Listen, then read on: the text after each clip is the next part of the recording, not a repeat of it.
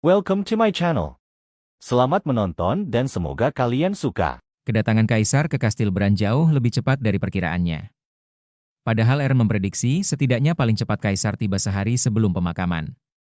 Padahal rencananya, Duchess Verin akan membujuk para penguasa feodal yang tiba lebih awal dan mendorong mereka untuk memperjuangkan kemerdekaan. Eren pun bertanya pada Sharel sudah berapa orang yang berkumpul. Sharel pun memberitahukan kalau semua fraksi netral yang mendukung mereka sudah tiba, kecuali Dukrinan, dan lebih dari separuh fraksi Kaisar. Dukrinan yang masih belum datang membuat Eren merasa ada yang aneh. Karena pria itu seharusnya adalah yang pertama menerima berita kematiannya. Tak lama, Sharel yang ada di dekat jendela mengatakan jika Dukrinan baru saja datang. Terlihat Dukrinan turun dari kereta kuda, lalu menyapa semua orang yang ada di sana. Di dalam kereta kuda ada dua sosok wanita. Yang tak lain adalah Isabel dan Cecilia. Cecilia terus memanjatkan doa pada Dewi Vivian. Ia membuka mata lalu melirik Cecilia, berusaha membujuk Isabel untuk melepaskannya sekarang. Ia akan menepati janjinya. Isabel belum bisa melepaskan Santa Vivian itu sampai ia menemukan Duke Eren. Ia yakin jika pria itu pasti bersembunyi di suatu tempat. Cecilia mengatakan jika seharusnya Isabel tahu jika ini adalah tempat tinggalnya, jadi mudah baginya untuk kabur dan melepaskan ikatan di tangannya ini. Isabel menoleh ke arah Cecilia lalu menyeringai. Ia mempersilahkan wanita itu, jika ingin membangunkan Valtor dan menghidupkan kembali Afirah. "Apa itu yang kau inginkan?" tanya Isabel. Cecilia pun menghela nafas setelah mendengarnya, akhirnya ia tidak bisa melakukan apapun selain menuruti wanita di sebelahnya. Isabel melirik Santa di sampingnya dan memaki Dewi Vivian dalam hati. Ini karena ia tidak menyangka jika sang Dewi menghubungkan relik suci dengan hidup anak itu. Jika ia ceroboh mengambilnya, Santa itu bisa mati sebelum ia memakai kekuatan relik. "Apa dia menyuruhku membunuh anak itu agar aku bisa memakai relik suci?" tanya Isabel dalam hati lalu memukul jendela di sampingnya dengan kesal. Hal ini membuat Cecilia terkejut sekaligus bingung. Ia merasa jika Isabel orang yang sulit ditebak. Tapi, ia yakin jika wanita di sampingnya ini ingin mencegah kebangkitan Afirah. Ia juga merasa aneh karena Dewi Vivian tidak menyuruhnya untuk menolong Isabel dan malah memintanya untuk melindungi Duke Eren. Perlahan satu persatu kereta kuda yang sudah menunggu di depan gerbang pun mulai masuk. Sharel masih memperhatikan kereta kuda itu dan sangat yakin jika itu memang Dukrinan. Eren tampak memikirkan sesuatu, lalu meminta adiknya untuk mengundang semua penguasa yang sudah tiba dan buat perjamuan kecil. Duchess Verin juga harus hadir. Eren meminta Sharel untuk menyampaikan pada Duchess Verin untuk membujuk para penguasa agar berpihak pada mereka. Lakukan malam ini. Jika tidak berhasil, maka harus dicoba lagi besok. Mereka berdua hanya punya waktu 2 hari. Sharel pun mengangguk, mengerti ucapan kakaknya. Ia pun pergi dari ruangan itu. Tapi, Eren langsung meminta tolong agar dipanggilkan Kainus. Sharel hanya melambaikan tangannya merespon ucapannya. Eren kembali memikirkan Kaisar yang akan datang membawa rombongan besar. Ia merasa jika pasukan pengintai pasti akan dikirim lebih dulu. Jika tidak berhati-hati, dalam perjalanan ke sini, rombongan bisa menemukan prajurit yang tersebar di seluruh wilayah. Tak lama Kainus pun datang, Eren langsung menanyakan di mana Kainus menempatkan prajurit dari benua hitam dan pasukan Duchess Verin. Kainus pun memberitahukan jika mereka bersembunyi di sekitar kastil, sesuai rencana. Ia hanya menempatkan personil yang diperlukan di sepanjang rute kedatangan para bangsawan. "Apa ada masalah?" tanya Kainus. Eren mengatakan jika prediksi mereka meleset, Kaisar akan tiba 3 hari lagi dengan membawa rombongan besar. Eren menganggukkan kepalanya saat Kainus bertanya apa yang dimaksud itu Kaisar Zeron. Eren merasa jika mereka tidak waspada, Kaisar bisa menemukan prajurit mereka dan kembali ke istana. Kainus berpikir jika itu terjadi, rencana mereka untuk memaksa Kaisar mundur dengan kekuatan militer dan tekanan politik selama dia ada di sini, tidak akan berhasil. Kalau Kaisar kembali ke istana, maka dia akan punya keleluasaan untuk menolak. Eren membenarkan semua ucapan Kainus. Mereka berdua harus menyisakan sedikit personil dan memindahkan sisanya ke Kastil Orc di utara. Kainus bertanya apa ada kabar bahwa mereka akan melewati jalan utama. Eren tidak mengetahui hal itu. Kainus merasa jika mereka datang melalui jalan utama, mereka pasti akan meminta pengawalan. Namun, Kaisar hanya menyebutkan waktu dan skala rombongan saja. Eren kembali membenarkan ucapan Kainus. Sang naga pun memberitahu kalau itu adalah taktik. Itu adalah skema untuk mengeliminasi para prajurit yang berjaga di kastil. Eren sedikit bingung karena menurutnya, jika mereka tidak melewati jalan utama, bagaimana mereka akan membawa rombongan sebesar itu? Kainus menyebutkan portal. Ia menebak, sepertinya mereka akan membuka portal besar, agar bisa dilewati banyak orang yang bahkan bisa dipakai untuk mengangkut seluruh tentara dalam waktu singkat. Mendengar itu membuat Eren kesal hingga ia memaki. Sementara itu di istana, sang kaisar menatap keluar jendela seorang diri. Memikirkan mimpi yang belakangan selalu dialaminya. Dalam mimpi itu, Zeron melihat sosok hitam yang menyuruhnya pergi.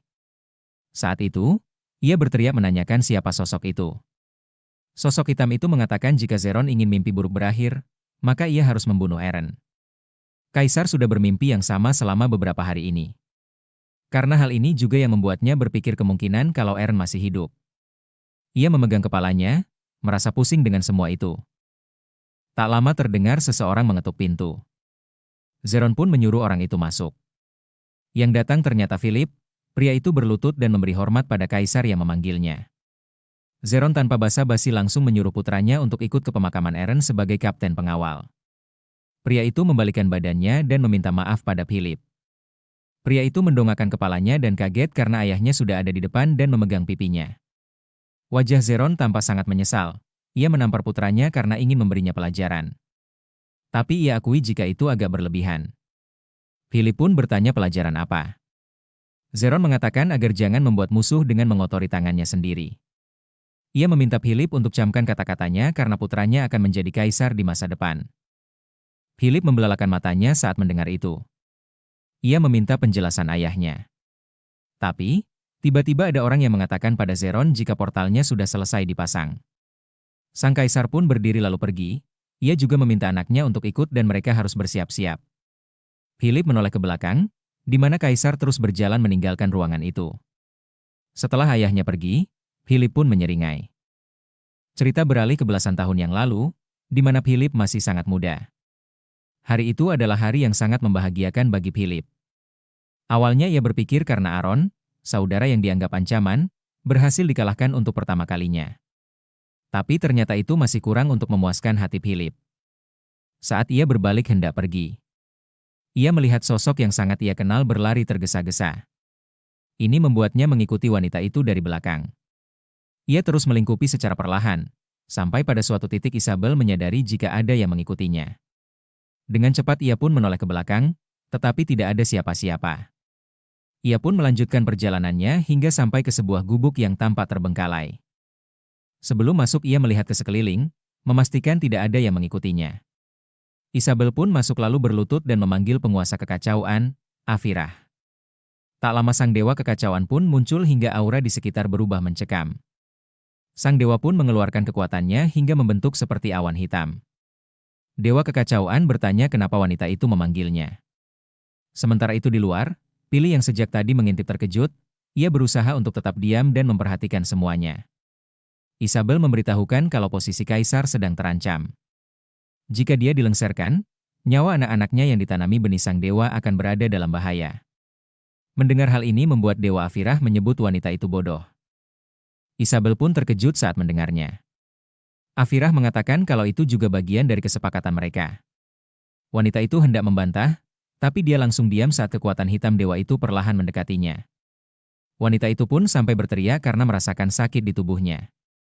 Afirah kembali mengatakan kalau tugas Isabel adalah mengikuti kemauannya.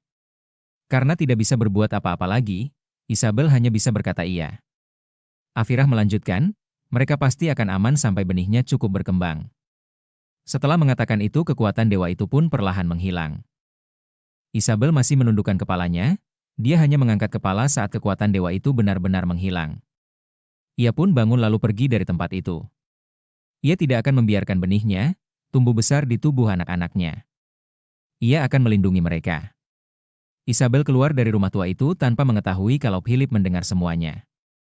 Saat wanita itu sudah pergi, Philips masuk ke dalam rumah tua. Lalu berlutut dan melakukan hal yang sama persis seperti yang dilakukan Isabel. Tapi tidak ada yang terjadi, Philip sampai menyerah dia salah melakukannya. Tanpa ia sadari kekuatan hitam Afirah muncul dari belakangnya.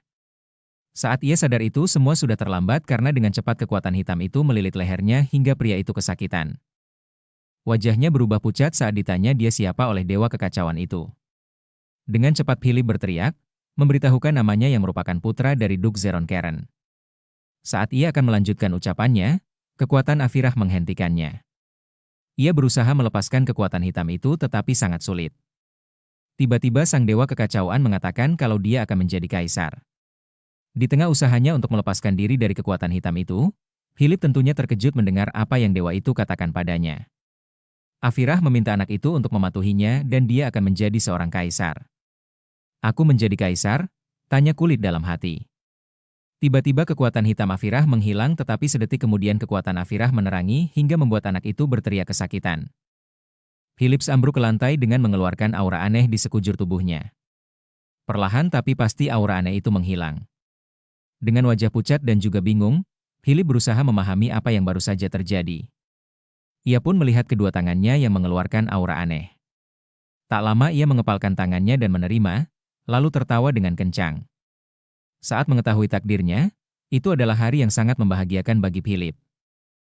Kembali ke saat ini Kaisar terus berjalan sambil memikirkan, setelah menjadi Kaisar ini pertama kalinya meninggalkan ibu kota.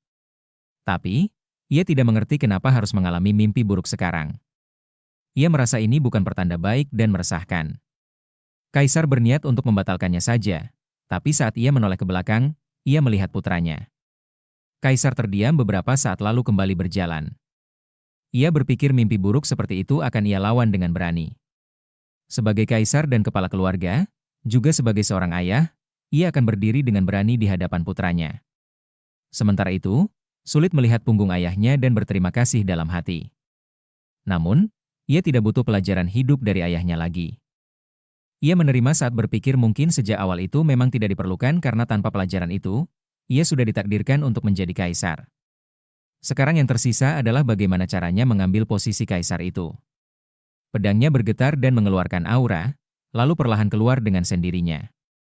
Tetapi, Philip dengan cepat menahan pedang itu, karena ia tidak ingin mengotori tangannya.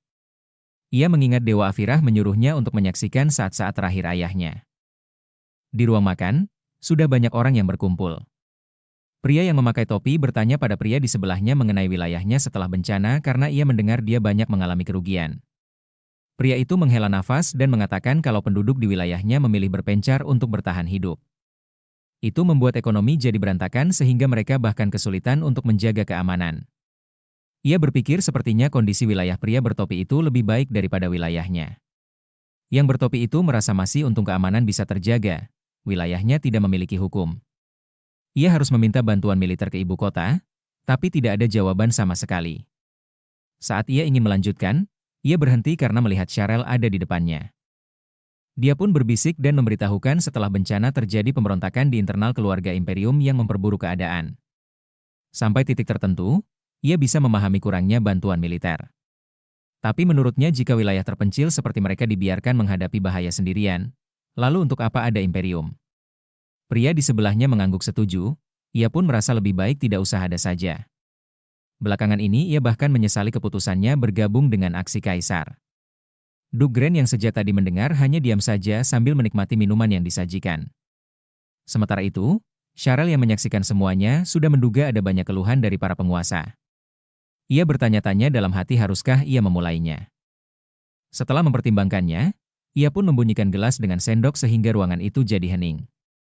Sharel mulai berbicara. Pertama ia mengucapkan terima kasih pada semua orang yang telah meluangkan waktu di sela kesibukan demi menghadiri pemakaman kakaknya. Semua orang pun mulai mengangkat gelas. Sharel melanjutkan jika alasannya mengundang mereka, bukan hanya untuk berterima kasih, tapi juga untuk mengajukan usul. Tiba-tiba Rinan bangun dari duduknya. Sambil tersenyum, dia mengatakan kalau ia tidak sabar menantikan usulan dari pemimpin Brahn yang baru. Grand yang melihat tingkah laku pria itu merasa kalau dia sudah pikun karena bagaimana bisa dia tertawa di pemakaman Aaron yang sudah seperti keponakannya sendiri. Sharel tersenyum lalu mengatakan kalau usulan itu bukan darinya. Setelah itu, ia menyuruh seseorang untuk masuk. Pintu pun terbuka dan langkah seseorang mulai terdengar. Itu adalah Duchess Verin, kedatangannya membuat semua orang terkejut. Tanpa memperdulikan keterkejutan semua orang, wanita itu melangkah mendekati kursi kosong yang memang diperuntukkan untuknya. Grand yang melihat ini bertanya bukankah wanita itu sudah gugur di medan perang belum lama ini. Duchess Verin tersenyum, ia merasa jika itu terjadi, akan ia pastikan Gren adalah orang pertama yang menerima kabar kematiannya. Rinan tertawa kencang dan meminta sudah cukup untuk pembahasan beratnya. Ia ingin mendengar usulannya. Sebenarnya ia tidak peduli dia ingin membicarakan apa, karena tujuannya adalah mengulur waktu. Dengan begitu, ia bisa lebih mudah menemukan tempat Aaron bersembunyi. Duchess Verin mulai berbicara. Ia mengatakan bagi mereka yang ingin lepas dari pengaruh Imperium saat ini, ia memiliki usulan yang sangat mudah dan menarik. Yaitu, pemakzulan Kaisar. Setelah mendengar ini suasana dalam ruangan pun kembali ribut. Gren yang kesal pun berteriak dan menanyakan omong kosong apa yang baru dia bicarakan. Ia berkata kalau Duchess mendukung pemberontakan. Pemberontakan? Apa kau tak sadar? Yang kubicarakan sekarang adalah soal kelangsungan hidup kita. Ucap Duchess kesal karena tidak terima disebut pemberontak. Keduanya saling menatap tajam seolah siap untuk berkelahi. Duchess melanjutkan bahwa pasca bencana terjadi, bahkan sebelum itu, satu-satunya kepentingan Kaisar adalah melindungi tahtanya. Dia tidak peduli pada penderitaan penguasa feodal. Ia menunjuk Gren dan bertanya apa pria itu tidak ingat mengenai apa yang dijanjikan Kaisar Zeron saat dia melengsarkan mendiang Kaisar dengan bantuan mereka. Gren terdiam dan tubuhnya gemetar. Duchess melanjutkan dengan berteriak, kalau dia berjanji untuk mengurangi kekuatan Imperium. Pertama, penguasa feodal bebas menyelesaikan sengketa wilayah di antara mereka sendiri. Kedua, harta yang diperoleh dari perang dengan benua barat akan dibagi rata. Ketiga, Kaisar berikutnya akan dipilih berdasarkan voting para bangsawan. Dengan penuh emosi wanita itu bertanya pada Gren, selain yang ketiga tadi, apa Kaisar sudah menepati janji-janji yang dibuatnya? Gren semakin ciut karena tidak bisa menjawab apapun. Di sisi lain Rinan mendengar usulan pemanggulan Kaisar, membuatnya berpikir ini menarik. Seorang pria tiba-tiba berdiri dan mengatakan tentara pusat Imperium sudah terlatih dengan baik dan berjumlah banyak. Jika tekanan politik tidak berhasil, mereka harus menjatuhkannya dengan kekuatan militer. Apakah Duchess memiliki rencana? Wanita itu pun memberitahu kalau mereka harus tahu, ia sudah punya cukup pasukan untuk melawan tentara pusat.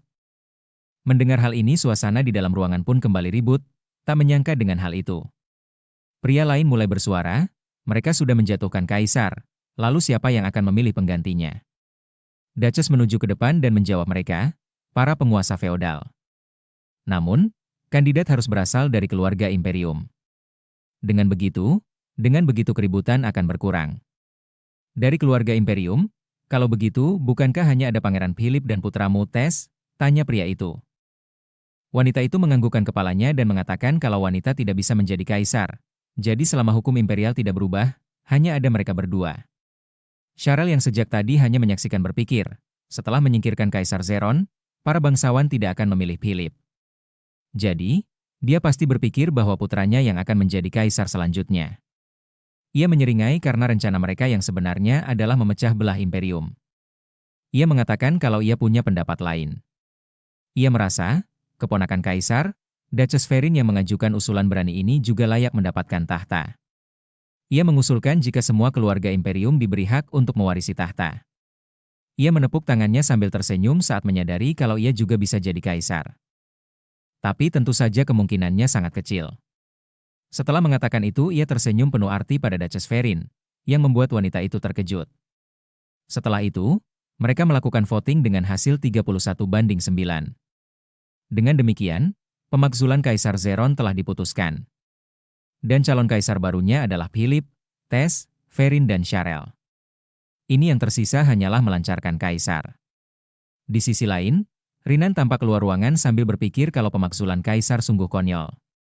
Ia mengepalkan tangannya, saat ia menemukan Aaron dan mendapatkan tubuhnya kembali, ia akan mengambil tahta yang telah direbut darinya. Tapi sebelum itu, Zeron harus disingkirkan. Di sebuah ruangan Rinan menatap keluar jendela seorang diri. Tapi tak lama suara pintu terbuka mulai terdengar. Pria itu pun bertanya mengenai Aaron, apakah sudah ditemukan. Itu ternyata Isabel dan seorang pengawal. Wanita itu menjawab kalau penjagaannya sangat ketat. Para Blodian juga tidak bisa berbuat apa-apa. Rinan tampak terkejut mendengar jawaban itu, ia melangkah ke depan lalu menghabisi pengawal itu. Isabel yang terkejut pun berteriak dan menanyakan kenapa dia melakukannya. Tanpa menjawab pertanyaan Isabel, Rinan mengatakan kalau sekarang mereka harus memakai cara lain. Jika mereka tidak bisa menemukan Aaron, mereka harus membuatnya datang dengan sendirinya. Wajah Isabel tampak pucat saat melihat raut wajah mengerikan putranya. Di tempat lain, dua orang prajurit tengah berjaga. Seorang penjaga mengatakan kalau ini menyeramkan dan berpikir akan ada hantu yang muncul. Temannya menghela nafas karena merasa itu konyol. Ia pun bertanya apa temannya itu belum mendengar kalau arwah Duk Aron gentayangan. Ia mendengar dia berkeliling di istana seperti orang hidup. Temannya itu berteriak dan meminta untuk berhenti. Keduanya tiba-tiba dikejutkan oleh bayangan yang tiba-tiba muncul di depan mereka. Keduanya pun langsung siaga dengan senjata masing-masing dan bertanya itu siapa. Perlahan bayangan itu mendekat. Ternyata itu adalah Cecilia. Tubuhnya yang tampak lemah langsung ambruk, membuat kedua penjaga itu menghampirinya dengan panik. Seseorang yang sejak tadi bersama Santa hanya diam saja. Cecilia yang pingsan perlahan mendengar orang memanggilnya. Ia mengira kalau itu adalah Dewi Vivian. Saat ia perlahan membuka matanya, ia melihat Bianca yang menatapnya dengan wajah khawatir. Cecilia bangun dan merasa kalau kepalanya sakit. Bianca menanyakan kondisinya yang dijawab Santa itu kalau ia baik-baik saja. Tiba-tiba matanya membelalak saat ingat sesuatu. Dipegangnya pundak Bianca dan menanyakan keberadaan Duk Aron. Ada orang yang mengejarnya, teriak Cecilia. Wajahnya menjadi pucat saat melihat sesuatu di belakang Bianca. Ternyata sejak tadi Isabel berada di sana, memantau Cecilia. Sebelum mereka berdua mendekati penjaga, Isabel dengan wajah pucat meminta Cecilia untuk menemukan Eren. Saat mendengar itu, Cecilia tentunya terkejut. Ia sadar dengan ekspresi cemas Isabel, ia yakin urusannya tidak berjalan baik. Ia bisa saja mengkhianatinya, tapi dia tetap ingin mengirimnya ke sana. Saat itu Isabel berpikir jika ia menemukan Aron, ia bisa tetap berada di sisinya, sesuai perintah Dewi Vivian dan menggagalkan konspirasi mereka. Jangan berpikir macam-macam, ucap Isabel. Cecilia terkejut saat merasakan seseorang menepuk pundaknya. Pria itu mengancam Cecilia, kau tidak ingin membangunkan Valtor kan? Dan jangan lupa, nasib dunia ini bergantung pada apa yang kau lakukan, ucap pria itu. Wajah Cecilia pun langsung pucat. Tiba-tiba saja, pria itu memukul sang Santa hingga membuatnya terjatuh. Ia mendengar kalau pria itu mengancam, jika telinganya akan selalu mengawasinya. Kembali ke saat ini, ia melihat Isabel yang kini memakai topeng terus menatapnya. Bianca memberitahu Cecilia kalau belum lama ini dalam pertempuran, Duk Eren tewas. Mendengar kabar ini membuat Santa itu menatap Bianca dengan sedih dan juga bingung. Tiba-tiba Charel membuka pintu sambil meneriakkan nama Cecilia. Wanita itu bergegas menghampiri sang Santa tanpa menyadari ada Isabel di sana. Matanya membelalak karena terkejut. Itu karena Charel tiba-tiba berhenti saat menyadari ada orang di belakang. Isabel memalingkan wajahnya saat Charel menghampiri dan ingin mengatakan sesuatu. Cecilia langsung mencegah dengan mengatakan kalau dia teman seperjalanannya. Charel diam saja, tapi tetap menatap wanita itu karena merasa pernah melihatnya.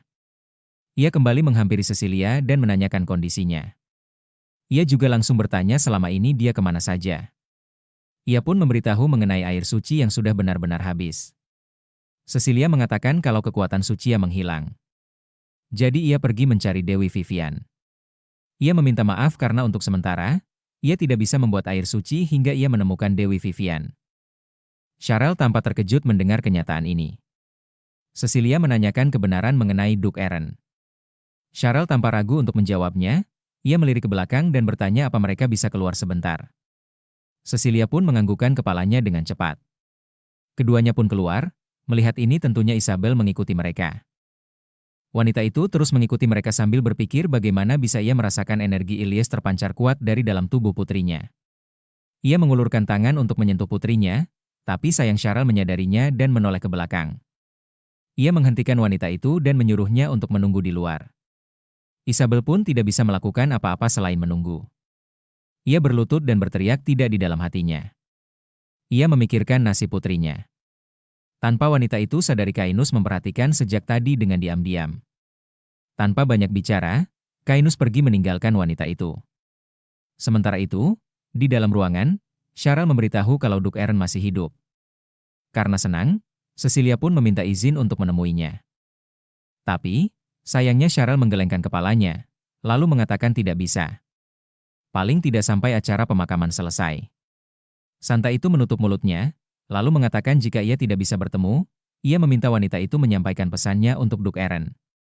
Kalau hanya itu, Cheryl menyanggupinya dan bertanya mengenai pesannya. Saat Cecilia ingin mengatakan yang sebenarnya, ia tiba-tiba berhenti.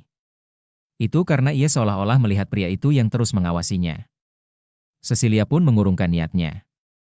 Ia hanya mengatakan bahwa selama melakukan perjalanan, ia bertemu dengan banyak orang yang ingin mengincar Duk Eren. Jadi ia meminta agar sang Duk terus berhati-hati. Cheryl pun mengangguk. Ia akan menyampaikan pesan itu. Keduanya dikagetkan oleh Rommel yang tiba-tiba membuka pintu dan memberitahukan kalau orang-orang dari istana telah tiba. Cheryl yang mendengar kabar ini pun terkejut. Saat Cecilia akan keluar, ia menatap Rommel. Keduanya pun mengangguk sebagai sapaan. Setelah santai itu keluar, Cheryl bertanya apa maksudnya itu kaisar. Ia bertanya siapa yang datang sampai Rommel heboh seperti itu. Gale, ucap Rommel panik.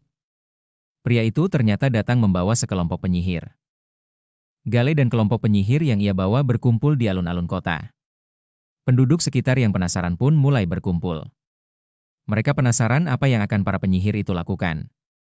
Di belakang para penduduk ada Cheryl dan para bawahannya memperhatikan Gale. Di sisi lain, Aro memperhatikan semuanya dari balik jendela.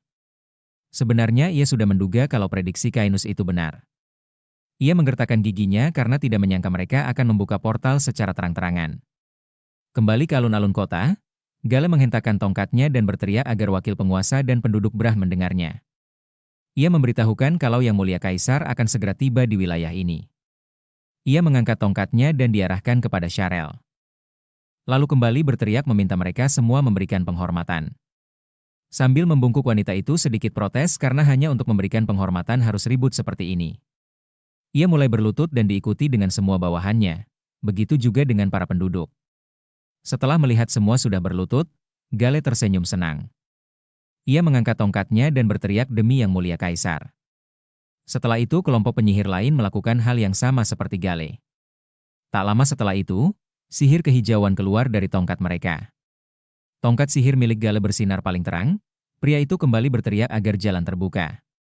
Sihir itu pun melaju ke depan hingga berkumpul di suatu tempat dan membentuk portal. Langkah seseorang muncul dari balik portal itu. Tak lain tak bukan itu adalah Kaisar Zeron. Akhirnya dia sampai, ucap Eren dan Cheryl secara bersamaan. Kaisar tentunya datang dengan Philip dan para prajurit. Sementara itu, Cheryl awalnya berpikir mereka akan datang dengan membawa rombongan besar. Tapi, ini tidak sebanyak yang ia pikirkan. Tiba-tiba Ninggalin mengangkat tongkatnya dan mengeluarkan sihir yang sangat besar. Ini membuat wanita itu terkejut. Karena ternyata Kaisar membawa rombongan yang sangat banyak. Cheryl berpikir itu ada sekitar 500 orang. Menurutnya semakin banyak orang, semakin seru rencana pelengseran ini. Kaisar mengatakan pada Gale kalau tempat ini terlalu sempit. Jadi meminta panggil sisa pasukan di luar kastil saja. Mendengar perintah ini membuat galeri dan penyihir lainnya langsung berlutut. Mereka akan segera melakukan perintah Kaisar. Cheryl berdesak kesal dalam hati dan bertanya-tanya berapa banyak lagi yang akan dia bawa. Ia menyadari kalau Kaisar berjalan mendekatinya. Kaisar mengatakan sebagai kepala keluarga dan Kaisar, ia memiliki permintaan. Bisakah kau mengabulkannya? Tanya Kaisar.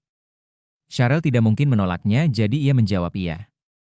Dengan tatapan tajam, Kaisar meminta dibuatkan perkemahan besar di luar istana. Cheryl cukup terkejut dengan hal itu, tapi ia berusaha tetap tenang. Ia mengatakan jika Kaisar memberitahu jumlah pasukannya, ia bisa menyiapkannya lebih cepat. Mendengar hal ini membuat pria itu tersenyum, lalu memberitahu kalau pasukannya ada 100.000. Karena terkejut, Cheryl sampai mendongakkan kepalanya. Menatap Kaisar sekaligus pamannya itu. Keduanya saling bertatapan tajam tanpa sedikit pun kata yang keluar. Cheryl kesal karena dia membawa pasukan seperti akan perang padahal ini acara pemakaman. Kaisar menyeringai karena merasa penguasa Brahn yang baru lebih mudah diajak kerja sama. Tidak seperti penguasa sebelumnya. Cheryl terkejut mendengar hal ini. Setelah itu mereka pergi sambil tertawa terbahak-bahak. Wanita itu mengepalkan tangannya menahan amarah. Kaisar bisa berbuat sesuka hatinya karena perannya sebagai kaisar akan segera berakhir. Langkah Philip tiba-tiba berhenti saat ia merasakan sesuatu. Ia melirik ke belakang karena merasakan energi milik Afirah. Di sisi lain, seorang pria memperhatikan semuanya dari balik jendela. Dia tersenyum jahat. Dia berpikir kalau akhirnya kesempatan untuk balas dendam tiba. Isabel yang sedang berjalan di belakang Cecilia tiba-tiba merasa kesakitan. Cecilia menoleh ke belakang dengan bingung, tak mengerti apa yang terjadi dengan wanita itu. Wajah Cecilia pucat karena merasakan energi kuat Valtos dan Ilyes di saat yang bersamaan. Karena hal ini, ia harus menemui Eren secepatnya. Ia langsung menghampiri Cecilia dan mengatakan kalau mereka harus menemui Eren. Dengan dingin, Cecilia menjawab kalau ia sudah mengatakan ini sebelumnya kalau mereka tidak bisa menemuinya sebelum pemakaman selesai. Kesal mendengar jawaban itu, Isabel mencengkeram kedua pundak Cecilia dan berteriak, kalau itu terlalu lama. Ia terkejut karena baru sadar kalau ia berteriak di tengah keramaian. Sambil berbisik, wanita itu memberitahukan bahwa bukan hanya Valtor. Energi Ilyes, Putri Afirah pun semakin kuat. Jika mereka bangkit di waktu yang bersamaan, bencana tak terduga akan terjadi. Bencana besar yang bahkan tidak bisa diatasi oleh Dewi Vivian. Cecilia menatap wanita di depannya dengan datar, lalu memalingkan wajahnya dan meminta wanita itu untuk mengikutinya. Keduanya pun berjalan menjauhi alun-alun kota. Sementara itu, Aron yang masih berdiri menatap keluar jendela mendengar dari Kainus kalau semuanya sudah datang. Iya, semua sudah hadir kecuali orang yang mati, ucap Aron. Kainus tersenyum lalu meralat ucapan Eren yang seharusnya orang yang akan bangkit. Mengingat kata bangkit kembali, pria itu teringat saat ia bangun dan menyadari berada di tubuh Eren. Ia berbalik dan menatap Kainus, lalu bertanya sudah berapa lama dia hidup. Kainus cukup terkejut mendapat pertanyaan itu. Ia sendiri tidak tahu karena tidak pernah menghitungnya. Tapi, mungkin lebih dari 1000 tahun. Eren merasa itu waktu yang lama. Bagi Kainus, itu mungkin lama bagi standar manusia. Tapi bagi ras mereka, itu waktu yang tidak berarti besar, eksistensi yang jauh lebih penting. Eren mengatakan kalau eksistensi itu sungguh mendalam. Ia kembali bertanya, apakah Kainus pernah melihat seseorang berubah wujud atau hidup kembali? Sang naga menggelengkan kepalanya, ia tidak pernah mendengarnya. Lalu, bagaimana kalau aku adalah orang tersebut? Tanya Eren dengan wajah serius. Kainus terdiam mendengar itu. Lalu bertanya apa Eren pernah berpikir kenapa ia mendatanginya dalam wujud manusia. Eren tidak tahu, tapi menebak kalau naga menyukai hiburan, jadi mungkin untuk bersenang-senang. Naga itu mengangguk, kesimpulannya itu benar. Sejujurnya, ia datang karena merasakan Dragon Blessing, tapi seperti yang Eren katakan, ia memang tetap tinggal di sini untuk bersenang-senang. Ia kembali bertanya, apa Eren pernah berpikir kenapa naga menyukai hiburan? Eren tampak memikirkan jawabannya.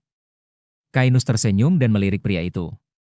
Karena kesal, Eren pun meminta Kainus untuk katakan langsung saja dan jangan tebak-tebakan seperti ini. Kainus pun tertawa. Kali ini naga itu serius. Ia mengatakan jika mengejar kesenangan dimulai dari mempertanyakan keberadaan.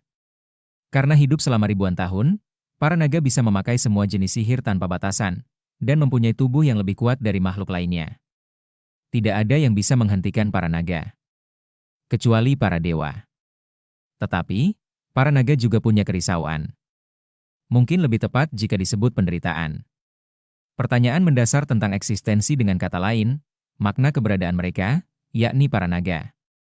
Para naga yang tidak bisa mati, dan tak terkalahkan untuk apa mereka ada di dunia ini.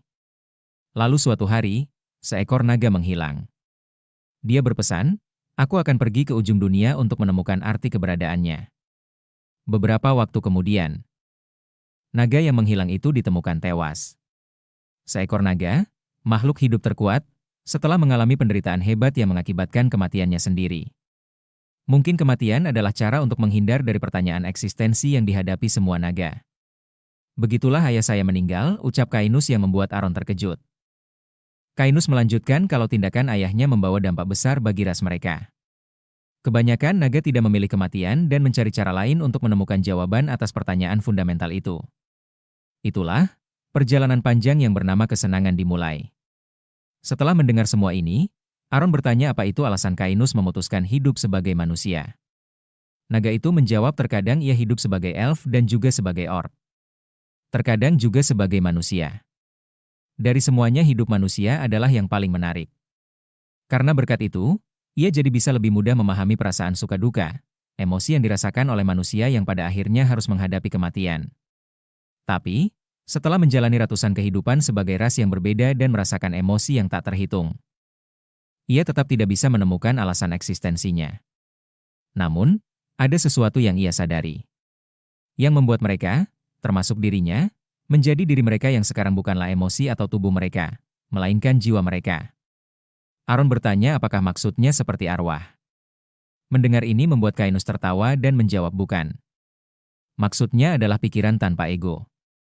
Jiwa yang ia bicarakan adalah sebuah identitas.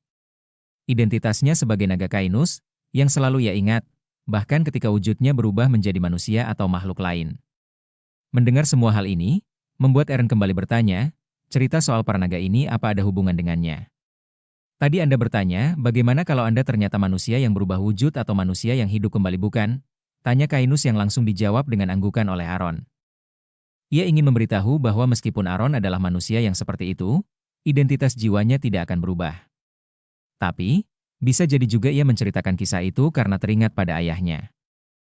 Aaron kembali bertanya, di mata naga itu, ia manusia yang seperti apa?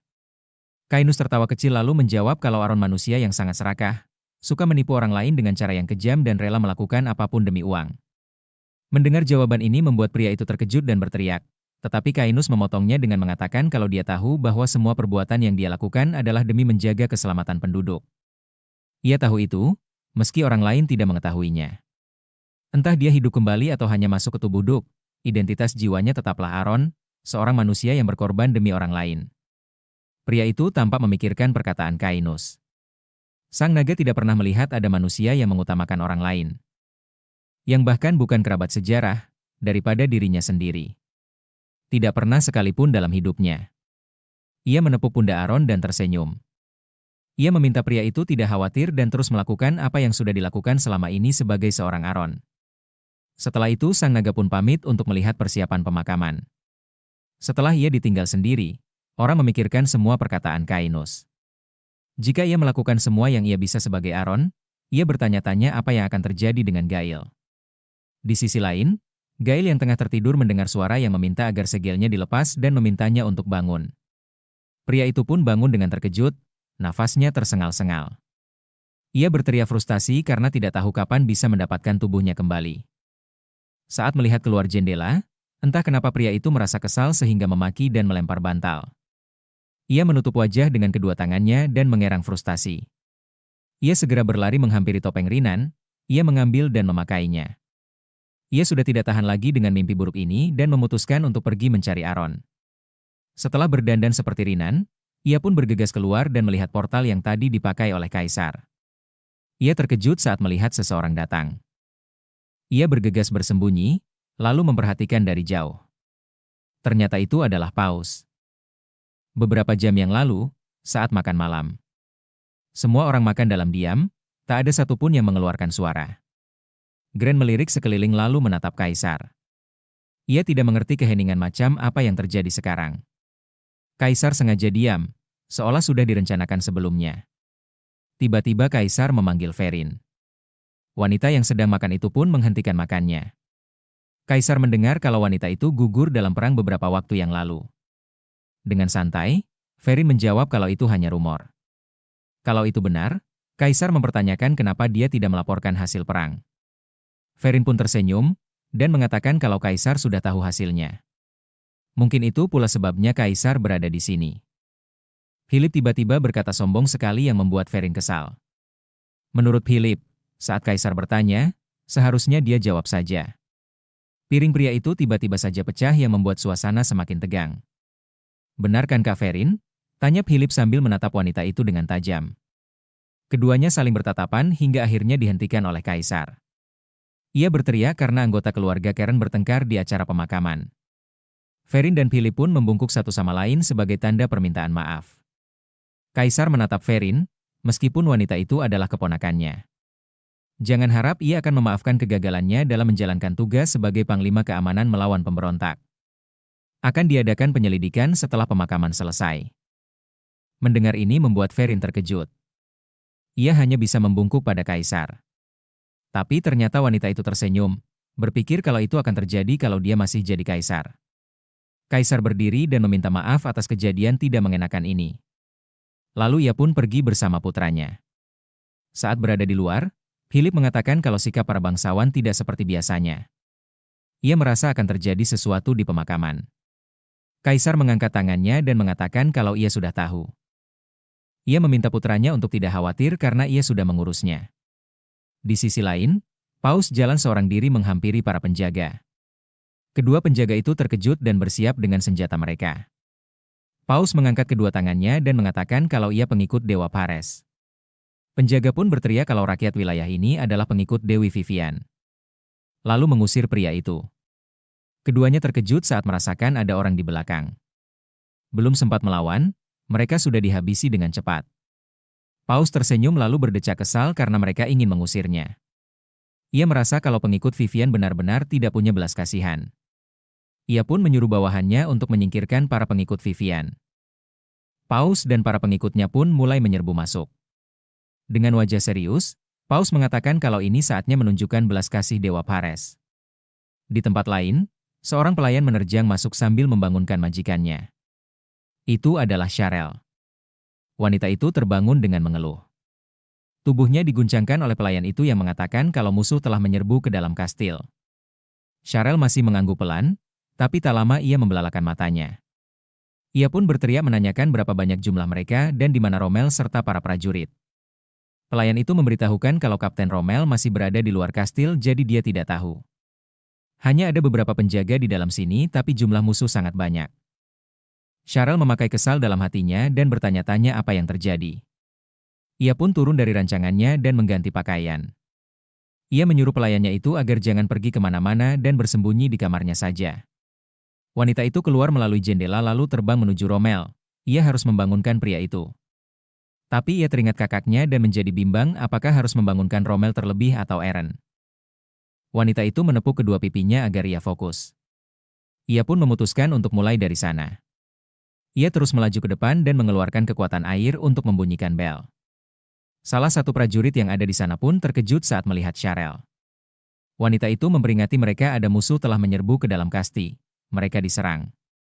Setelah itu ia pun pergi karena yakin Rommel pasti akan datang begitu mendengar kabar ini. Sekarang yang perlu ia lakukan hanya membangunkan kakaknya. Ia pun melompat melalui jendela lalu meneriakkan kakaknya. Tetapi pria itu tidak ada di sana. Di tempat lain seseorang mengeluarkan sesuatu dari dalam satu celananya. Itu adalah Aaron, yang menerima surat dari celah pintu. Surat dari Cecilia yang ingin bertemu dengannya jam 3 pagi di penjara bawah tanah. Ia masih tidak mengerti bagaimana dia bisa tahu kalau ia masih hidup. Ia melihat ke sekeliling karena seharusnya wanita itu sudah ada di sini. Tapi tidak ada seorang pun di sana.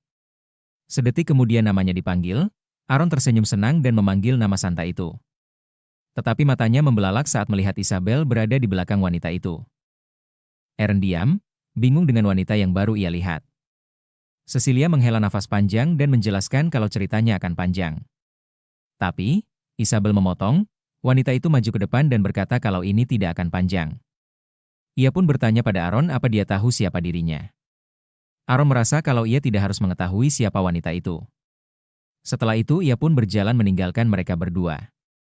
Isabel berusaha menghentikan pria itu dengan mengatakan kalau tentu saja dia harus tahu karena ia adalah ibunya. Aku adalah ibu dari Eren yang asli, ucap Isabel dengan tenang.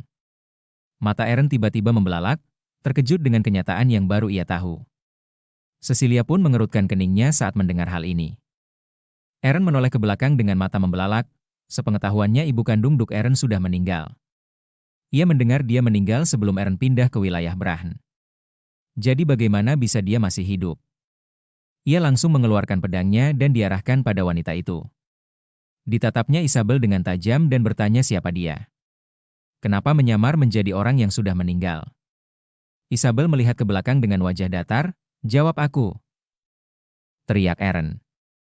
Isabel pun menjelaskan kalau dalam tubuh Aaron dan Charel terdapat jiwa anak-anak Dewa Afirah, yang dikenal sebagai Dewa Kekacauan. Dan entah apa alasannya, saat jiwa anaknya pindah ke tubuh orang lain. Kekuatan yang menyegel Valtor, putra Afirah menjadi tidak stabil. Aaron berteriak kesal, ia tidak mengerti apa hubungannya dengannya. Isabel pun kini berteriak yang membuat pria itu terkejut. Isabel mengatakan jika Valtor bangkit, Imperium dan semuanya akan musnah. Dan saat Afirah yang menerima energi dari Valtor, dibangkitkan. Kekacauan akan terjadi dan membawa kehancuran bagi semua orang, termasuk para dewa tingkat rendah seperti Vivian.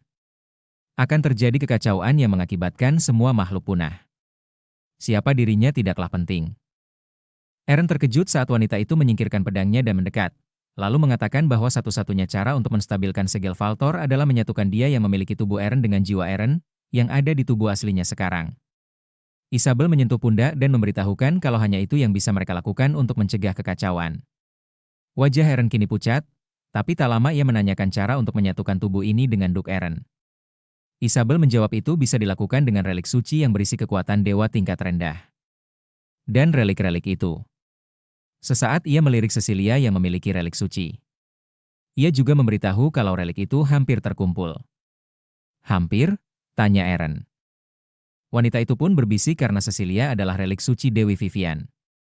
Eren terdiam dan memikirkan jika ia kembali ke tubuhnya dan mencegah kehancuran dunia. Saat ia kembali ke tubuhnya, apa yang akan terjadi pada Kaisar? Bagaimana dengan wilayah Brahn? Dan siapa yang akan melindungi penduduk? Semua pertanyaan itu muncul di benaknya. Akhirnya Eren menurunkan pedangnya, lalu bertanya kapan penyegelannya akan dimulai. Wanita itu mengatakan jika dia mau, sekarang pun bisa. Aron mengatakan seandainya setelah tubuh ini dikembalikan pada Duk Eren, dunia tetap tidak berubah. Bisakah dia berjanji untuk melengsarkan Kaisar dan melindungi para penduduk? Mendengar ini membuat Isabel bersemangat dan meminta pria itu untuk tidak khawatir karena ia akan membujuk putranya. Aron pun mengangguk dan menyetujui semuanya. Keduanya pun berjalan meninggalkan Cecilia sendirian. Santa itu tanpa ingin mencegahnya tapi kekuatannya tidak sebesar wanita itu. Isabel menoleh ke belakang dan meminta Cecilia untuk ikut dengannya karena mereka harus pergi melindungi Vivian. Saat menaiki tangga Aron menghentikan langkahnya. Ia berbalik dan bertanya jika mereka memakai relik suci Vivian, apa yang akan terjadi pada Cecilia. Dengan tenang wanita itu menjawab kalau dia tak akan mempunyai kekuatan relik suci lagi. Lalu berbisik sambil menatap Aron memberitahukan kalau wanita itu akan mati. Mata Aron membelalak setelah mendengar kenyataan itu. Ia kembali mengingat semua nasihat yang diberikan oleh Kainus. Yang mengatakan melakukan apa yang sudah ia lakukan sebagai seorang Eren. Isabel yang mendengar ini tidak mengerti, jadi ia bertanya apa ada masalah. Sedetik kemudian, Aron mengayunkan pedangnya yang membuat wanita itu terkejut. Ia pun berteriak pada pria di depannya atas apa yang telah dia lakukan. Dengan tatapan tajam, Aron meminta wanita itu untuk pergi. Isabel masih berdiri tidak mengerti mengapa dia berubah pikiran. Enyah dari hadapanku, ucap Aron sambil menggertakkan giginya menahan emosi. Isabel yang kesal pun berteriak dan kembali bertanya apa dia tidak mendengar apa yang sudah ia jelaskan kalau dunia akan musnah dan kekacauan akan terjadi. Aron tetap pada pendiriannya, dunia musnah atau tidak itu bukan urusannya. Ia tidak akan membiarkan satu penduduk pun mati di wilayah ini. Mereka harus hidup bersama dan mati pun bersama. Sambil menggenggam erat pedangnya, ia meminta wanita itu untuk pergi. Isabel menahan amarahnya lalu berbalik dan mengatakan kalau pria itu gila, dia pasti akan menyesal. Setelah itu, ia pun berlari kecil meninggalkan tempat itu. Cecilia menghampiri Aron, lalu memeluk pria itu dari belakang. Ia mengatakan jika ia akan bersamanya sampai akhir, meskipun dunia ini musnah. Aron membalas pelukan Santa itu dan meyakinkannya kalau itu tidak akan terjadi karena ia akan melindungi semuanya. Di saat mereka tengah berpelukan, tiba-tiba terdengar suara yang sangat kencang. Itu adalah Kainus yang terkejut karena bertemu dengan Aron. Dengan berteriak panik, ia bertanya kenapa dia itu ada di sini. Mereka telah diserang pasukan musuh. Aron terkejut mendengarnya dan berpikir kalau musuh sudah masuk ke dalam, itu berarti mereka sudah menembus pertahanan luar. Tapi tidak ada peringatan apapun. Ini membuatnya berpikir apakah ada mata-mata di dalam. Ia pun memanggil Kainus dan bertanya apa dia tahu siapa yang menyerang. Sang naga terus menyerang musuh lalu menjawab kalau mereka sedang mencari tahu. Ia meminta agar Aron tidak bertanya lagi dan cepat berlindung. Pria itu diam sesaat lalu tak lama merobek jubahnya dan ia ikatkan di sekeliling wajah biar tidak ada yang mengenalinya. Ia tak lupa mengajak Cecilia untuk pergi ke ruang kerja karena di sini tidak aman. Di saat itu juga mereka mendengar suara lonceng berbunyi beberapa kali. Kainus mengatakan saat bala bantuan datang, ia akan mengulur waktu. Ia meminta gunakan celah itu untuk keluar dari sini, ia akan membuka gerbang dalam.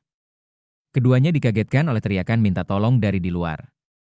Mendengar ini membuat Aron teringat kejadian sebelum ia mati dan memasuki tubuh ini. Di mana wilayah Brahn diserang habis-habisan. Akhirnya ia pun menolak pergi dan berkata ia juga akan bertarung. Kainus menolaknya karena dia sudah resmi dinyatakan meninggal. Ia takut jika Kaisar mengetahui kebohongan ini, maka hal buruk akan terjadi. Aron meyakinkan Kainus kalau itu tidak akan terjadi asalkan dia membantunya. Naga itu tidak mengerti dengan apa yang pria itu katakan. Setelah beberapa saat, Santa dan Aron berlarian. Pria itu menggunakan kekuatan Kainus untuk menyamar sebagai Kurt. Ia diberitahu kalau penyamaran akan bertahan sekitar 15 menit. Jadi, Aron harus tiba di ruang kerja sebelum batas waktu berakhir. Di tengah-tengah perjalanan, ia melihat seorang bawahan paus menanyakan keberadaan Aron pada seorang pria tua yang memang tidak tahu kalau Aron masih hidup. Jadi pria tua itu menjawab kalau dia sudah meninggal. Prajurit paus menatapnya lalu sedikit kemudian membunuh pria tua yang tidak bersalah itu. Orang sekitar yang melihatnya pun tidak bisa melakukan apa-apa. Prajurit mengatakan jika mereka tidak mau berakhir seperti ini, cepat katakan yang sebenarnya. Di mana Eren? Seorang wanita berteriak wanita diselamatkan dan mengatakan kalau Eren benar-benar sudah meninggal. Kesal mendengar jawaban yang sama prajurit itu pun mengayunkan senjatanya sambil berteriak mati pada wanita itu. Tetapi tiba-tiba ia menghentikan aksinya saat mendengar suara dentuman yang sangat keras. Ternyata itu adalah Eren yang tengah menyamar, yang mendekati prajurit lalu menghabisinya. Prajurit itu pun terlempar jauh. Saat melihat rekannya diperlakukan seperti itu, prajurit layanan pun menatap monster yang ada di depan mereka dengan tatapan tajam. Eren akan mengatakan sesuatu tapi ia berhenti saat mengingat peringatan Kainus kalau suaranya akan sama seperti Kurt. Tapi inteligensinya tidak sama dengan orc. Jadi dia harus berhati-hati agar tidak tertangkap. Eren pun berusaha bersikap seperti layaknya Kurt, memukul dada dengan sangat kencang. Setelah itu para prajurit paus maju untuk membunuh orc itu. Eren mengeluarkan senjata dan kembali mengingat peringatan Kainus, mengenai mantra perubahan wujud ini akan kembali ke wujud asli jika terkena serangan. Ia memakai dalam hati karena larangannya sangat banyak. Ia pun bersiaga saat para prajurit paus itu semakin mendekat. Ia menghindari serangan salah satu prajurit lalu memukulnya dengan sangat kencang hingga dia terlempar jauh. Eren pun menghindari serangan yang lain lalu menunjuk wajahnya, hingga dia tersungkur bersimbah darah. Eren menatap para prajurit lain dengan tajam, mereka pun tampak ketakutan. Saat dia berteriak para prajurit pun menjadi ciut dan berlari pergi. Namun, Eren mengejar mereka dan menghabisi satu persatu tanpa ampun. Setelah selesai berurusan dengan mereka, tiba-tiba prajurit lain datang dan berteriak, menanyakan apa yang terjadi. Mereka terkejut saat melihat rekan mereka sudah terkapar. Mereka pun ragu untuk maju tetapi beberapa saat kemudian, mereka maju untuk membunuh Cecilia. Eren langsung berlari untuk melindungi wanita itu. Tanpa disangka Cecilia menghajar mereka semua dengan kekuatan yang ia miliki. Eren yang baru pertama kali melihat wanita itu berkelahi pun terkejut, tak menyangka dia bisa melakukan hal ini. Cecilia menarik tangannya agar mereka cepat pergi. Tapi, Eren merasa ini belum cukup karena para penduduk masih belum aman. Ia memakai kesal karena tahu tidak ada jalan lain selain lari. Mereka hampir sampai, Eren memberitahukan setelah ini belok kiri. Saat mereka berbelok, keduanya melihat prajurit mengelilingi Sharel. Wanita itu pun terkejut dengan kedatangan mereka berdua. Paus menoleh ke belakang sambil tertawa dan bertanya siapa itu? Bukankah itu Cecilia pemimpin sekte sesat? Paus memerintahkan para prajurit untuk membunuh mereka berdua. Para prajurit pun berbalik dan menyerbu mereka sesuai perintah. Eren mengambil ancang-ancang untuk menghajar mereka semua. Tetapi tiba-tiba dengan sangat cepat seseorang menghabisi para prajurit hingga membuat Paus terkejut. Ternyata itu adalah Philip yang tidak bisa tidur karena ada keributan. Paus yang bingung pun bertanya kenapa dia ada di sini karena ini perintah.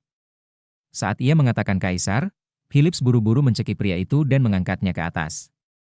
Lalu, berbisik dan mengancam jika dia sekali lagi bicara maka dia akan mati. Paus pun diam sambil berusaha melepaskan tangan Philip. Dia terkejut saat merasakan hawa panas di belakangnya. Itu adalah kekuatan api dari Sharel. Wanita itu mengarahkan tongkatnya ke Paus dan dengan penuh penekanan bertanya apakah dia yang merusak acara pemakaman kakaknya dan membunuh para penduduk. Ia merasa mustahil dia melakukan ini sendirian. Pilih pura-pura tidak tahu, jadi ia hanya mengangkat bahu. Katakan siapa yang menyuruhmu? Tanya Sharel dengan tetap mengarahkan tongkatnya ke Paus, bersiap mengeluarkan kekuatannya untuk membunuh pria itu. Cepat katakan. Teriak Sharel yang membuat Paus semakin ketakutan. Tiba-tiba saja Philip melempar Paus hingga menabrak dinding. Bingung dengan apa yang dilakukan sepupunya, Sharel pun bertanya apa yang dia lakukan. Pria itu beralasan kalau ia hanya sedang mencegah sepupunya jadi pembunuh. Cheryl merasa alasan dia memilih menyelamatkan orang yang menyerbu wilayah mereka itu konyol. Kini Cheryl mengarahkan tongkat sihirnya ke arah Philip karena merasa ada alasan lain di balik semua ini. Philip terdiam, lalu mengatakan kalau istana adalah kediaman kaisar. Dan ia Philip, kapten pengawal akan menghukum siapapun yang mengancam keselamatan kaisar. Ia pun menarik baju paus, lalu bertanya pada Cheryl apa ini cukup. Cheryl menggertakkan giginya menahan amarah karena tidak mau rencananya hancur.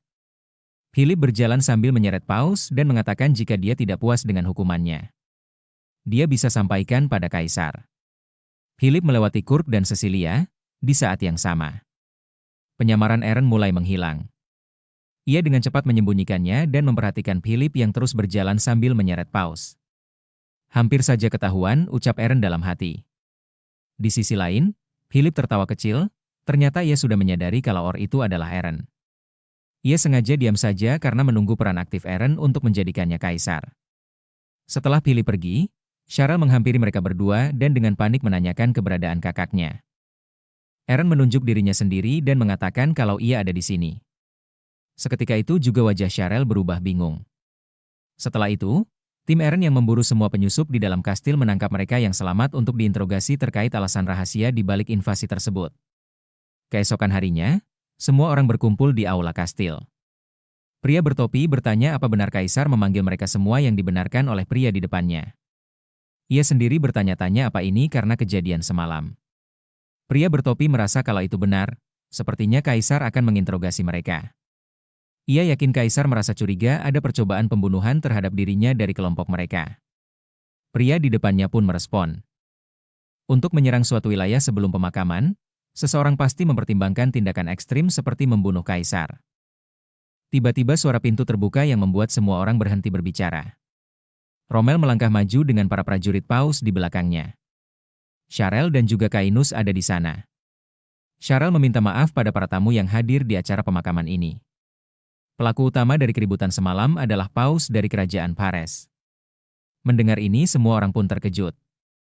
Cheryl melanjutkan, menurut pendapatnya sebagai pemimpin Brahn, ia tidak percaya dia bergerak sendirian. Di luar kastil, ada tentara dari pusat yang berjaga melindungi kaisar dan di dalam kastil, ada pasukan wilayah Brahn. Meskipun dijaga ketat, dia berhasil menerobos ke dalam kastil. Siapapun yang menghasut atau membantu paus untuk merusak acara pemakaman kakaknya dan membunuh penduduk Brahn akan dihukum di sini hari ini. Setelah mendengar ini, orang yang ada di sana marah karena merasa dicurigai. Seseorang bahkan bertanya apa Cheryl yakin ada yang membantunya. Dan ada juga yang menanyakan keberadaan paus. Mereka terdiam saat mendengar suara pintu terbuka. Mereka melihat paus yang datang bersama Philip. Pria itu mendorong paus hingga terjatuh lalu mengatakan kalau ini paus yang mereka cari. Ia menginjak paus dan bertanya kalau ia mendengar ada yang membantu paus dari belakang.